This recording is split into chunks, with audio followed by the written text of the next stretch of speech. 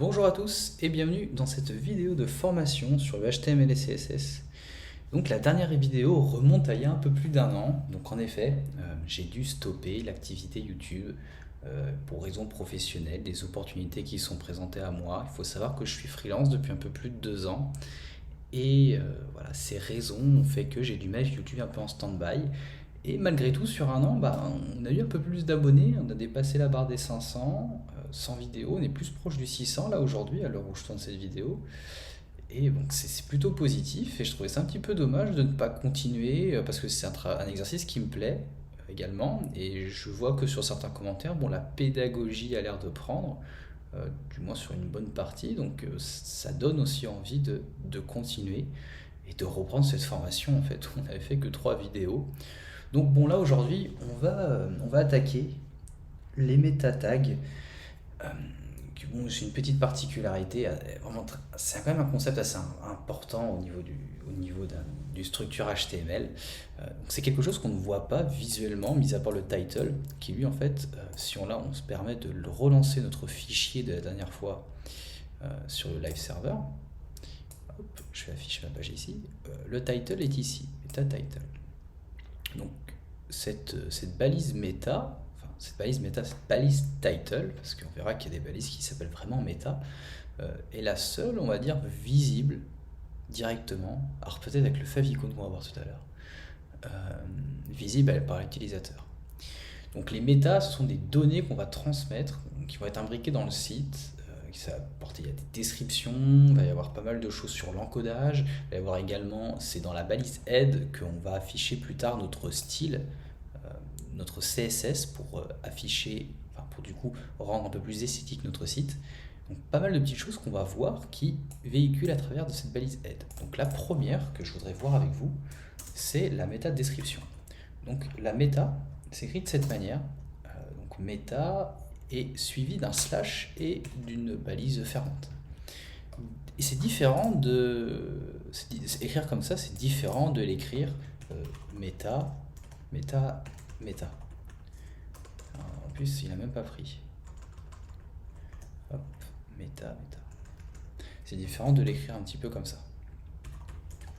Ou du coup, comme on a écrit, comme est écrite, du coup, la balise H1 que vous voyez ici, qui a une balise ouvrante et une balise fermante. Là, on ouvre la balise et en fait, les données vont être écrites à l'intérieur au lieu d'être entre deux balises ouvrantes et une fermante. Donc du coup, la méta est suivie également du coup d'un paramètre qui va être du coup le nom de sa méta, qui va être donc le name, et qui va être une description, c'est dont je vous parle, la méta description. Et à l'intérieur, il va y avoir un deuxième paramètre qui va être le content, donc le contenu de votre méta description. Et alors je vais enlever ça. Hop, et à l'intérieur, on va mettre la description de mon premier site. Alors là, tac, c'est bon. Donc là, vous allez me dire, on va aller afficher le site, on va dire, mais ça, c'est pas visible. Mais ça sert à quoi? Alors ça sert à quoi? C'est que lorsque vous allez sur Google, Google on a ici, et que vous tapez par exemple Amazon, voilà, pour pas citer, j'ai pris un exemple comme ça, la méta s'affiche en fait sur le moteur de recherche, c'est-à-dire qu'elle est ici. Donc c'est la description de votre page, de votre site, qu'on retrouve dans le moteur de recherche. Elle n'est pas là pour faciliter l'affichage en première page, on va en parler un petit peu plus tard au niveau référencement naturel, elle est là pour donner une information à l'utilisateur. Donc c'est intéressant. Et on peut également la voir en faisant une inspection d'éléments, clic droit inspecter, et en allant du coup dérouler la balise head. Donc là on voit notre description. Voilà. Donc une autre méta qui est intéressante va être intéressante. Vous n'allez pas avoir trop à la configurer, enfin ni à chercher à la comprendre. Ça va être la méta avec la méta char7 suivie en fait de la valeur UTF-8. Donc l'UTF-8 c'est une manière d'encrypter les caractères. Donc les caractères ça va être les touches de votre clavier, les lettres de votre clavier, les nombres, les symboles, tous ces caractères vont être interprétés par le navigateur pour en fait répondre à un standard qui est l'UTF-8, donc pour que ce soit bien affiché. Donc ça voilà, théoriquement, il faut le laisser. Ensuite, on a une autre méta qui va être les robots. Donc tout à l'heure, je vous ai parlé de la visibilité sur Google. Donc il faut savoir que votre site, pour être visible, il y a, donc je vais en parler plus tard, il y a quelque chose à prendre en compte. Il y a un terme, voilà, on a un terme un petit peu, comment dire, un terme littéral qui s'appelle le SEO. Donc c'est le Search Engine Organization. Search Engine Organization, je crois que c'est ça. Je viens d'avoir un trou de mémoire qui vient de passer. SEO Optimization. Voilà, Optimization. Search Engine Optimization. Donc tout simplement, c'est votre référencement naturel. C'est-à-dire votre capacité à être dit visible dans les résultats de Google le plus haut possible, donc en première page, deuxième, troisième. Et comment est-ce que Google va savoir que votre site existe? Comment Google va afficher votre site sur Google? Je ne vais pas rentrer trop dans les détails, mais il va envoyer des petits robots, des petits scripts qui vont permettre de, on va dire, scroller votre site. Et donc ces petits robots, ces petits scripts, ils vont afficher, ils vont aller sur votre site, ils vont l'indexer, et ils vont le parcourir. Donc avec le paramètre index, virgule, follow. Follow va avoir pour but, s'il y a des liens sur votre site, il va les parcourir, il va naviguer sur votre site et il va trouver qu'il y a du contenu pertinent et donc il va, comme ça, vous afficher sur Google. Bon, je ne sais pas une formation sur le référencement naturel, mais le concept est là. Il faut savoir que les données transmises à Google viennent de votre balise aide, de l'intérieur de votre balise aide. Ensuite, alors est-ce que la balise link, est intéressante, par exemple, pour afficher une icône. Donc il faut savoir que les icônes que vous avez là, vous voyez bien là, Google, Amazon, on a une petite icône Google. Nous là sur notre site, on a la petite planète qui est en fait c'est l'icône par défaut de Chrome qui est affichée, et ça on peut la changer. Et ça se passe aussi dans les balises aide. Donc du coup, on va le faire ici. Donc en fait c'est rel icône. Donc vous avez, alors là tout ce que je vous donne là, ce n'est pas non plus à retenir par cœur, c'est à retenir, en fait ça va être retenu dans la pratique. Mais il y a toute une documentation qui va être intéressante. Est-ce que du coup si je passe dessus, alors voilà, si vous passez la souris dessus, il va vous envoyer vers, je pense que c'est Mozilla, développeur Mozilla. Et en fait à l'intérieur il va vous donner toutes les valeurs que peuvent prendre le link type. Et donc en l'occurrence, donc auteur, là par exemple pour des auteurs de blog, d'articles de blog, et là nous on a icône. Voilà, icône. Et plus loin, on verra dans la formation qu'on aura aussi style. Et style, c'est style sheet, maintenant que j'y pense. Tac, tac, tac. Exact, ça on verra ça plus tard, ce sera l'attribut qu'on utilisera pour la mise en page. Donc revenons à icône. Donc à l'intérieur, on va passer un href. Donc c'est du coup un paramètre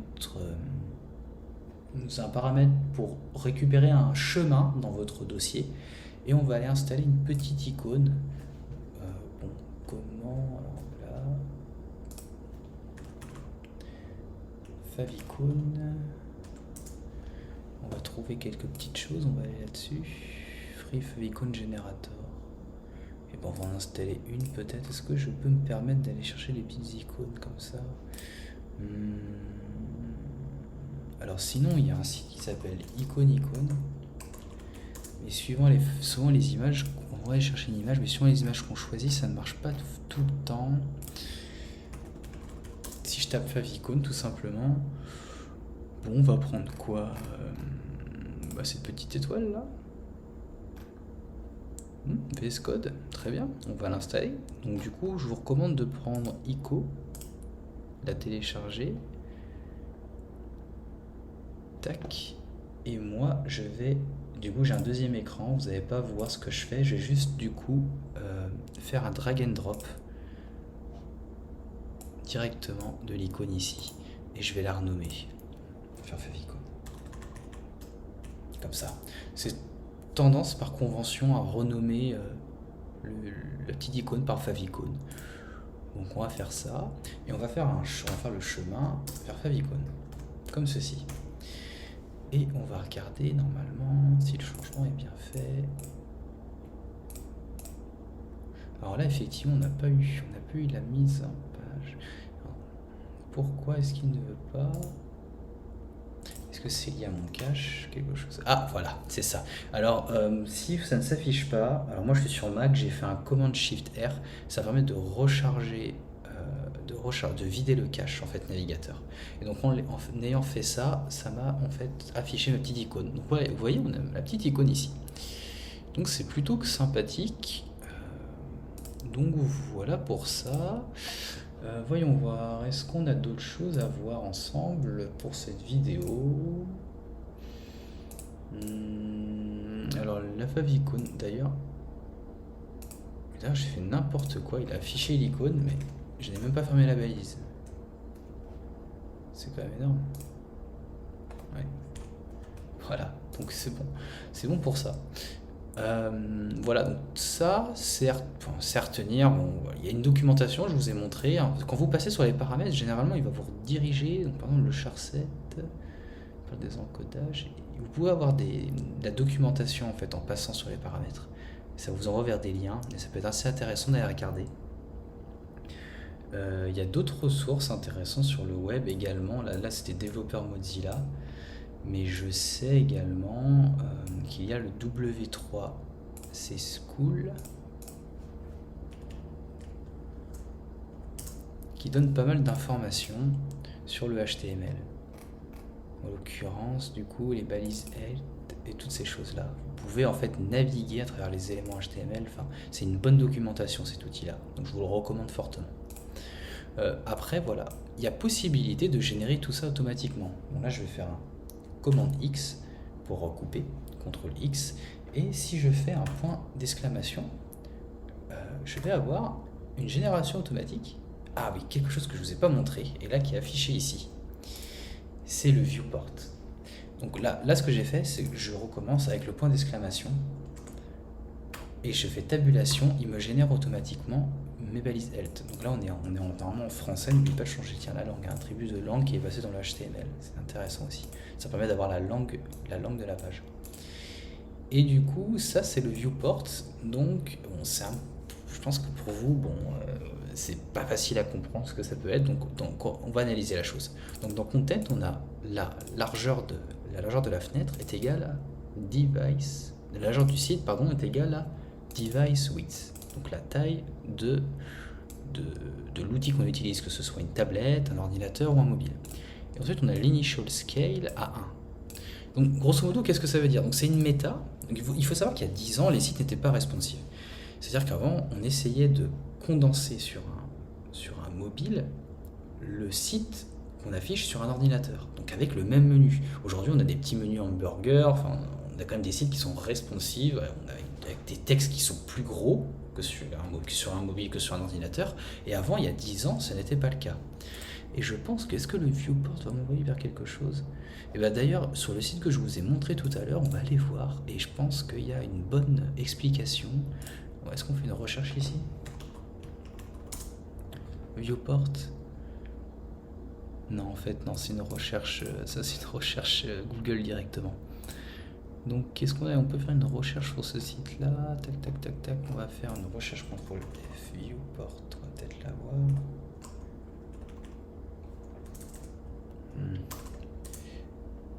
Je pense qu'on va pas le trouver comme ça, on va aller dans les méta.